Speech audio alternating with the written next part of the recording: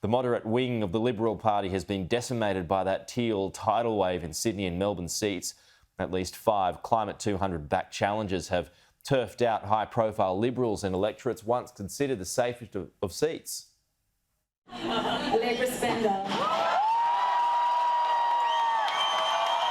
Female independents have made history across Liberal heartlands. The country has spoken across the Greens, across the Teal independents, across the seats, saying this is a moment to end the climate wars. The seat of Wentworth in Sydney's eastern suburbs was represented by Dave Sharma, outspoken on climate change and LGBTIQ rights. But his personal profile wasn't enough. The country wants to move on to the opportunities in the future rather than looking in the rearview mirror.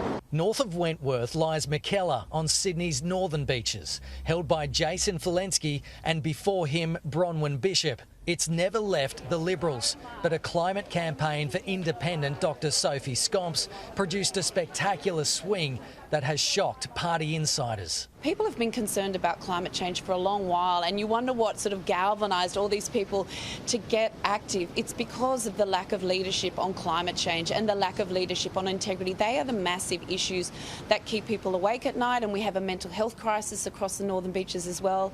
Young people are very concerned about their future. Flanked by her supporters,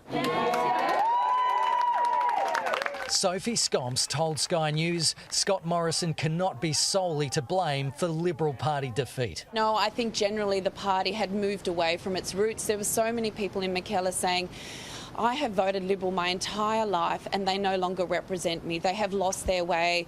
They've been pulled, to the direction of the Nationals. It's what Zali Steggall has done in increasing her margins, what others have done across Australia. This isn't about Morrison. This is actually about what the community is saying are our values. Here on Sydney's northern beaches, there was a horrific, isolated COVID lockdown for Christmas and New Year's 2020. They've chosen someone with a medical background to represent them in Parliament. But the reaction to the result overnight here was mixed. Change is good, right? Yeah, I think change is good. I think we needed that. Well, I don't think Jason did enough, but I didn't vote for the independent, I might add. But he certainly didn't do enough. I'm not particularly pleased with it.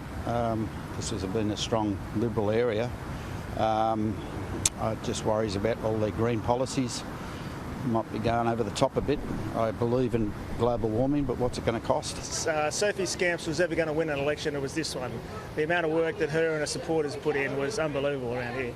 So it was really noticeable on the ground, was it? Oh, yeah, they were everywhere. Yeah, I mean, Jason Falensky's people were out there too, but you couldn't turn anywhere without seeing a Sophie Scamp photo. Whatever the reason, they wanted change. And it's locals in seats like these that may have changed Australian politics forever. Kenny Heatley, Sky News, Sydney.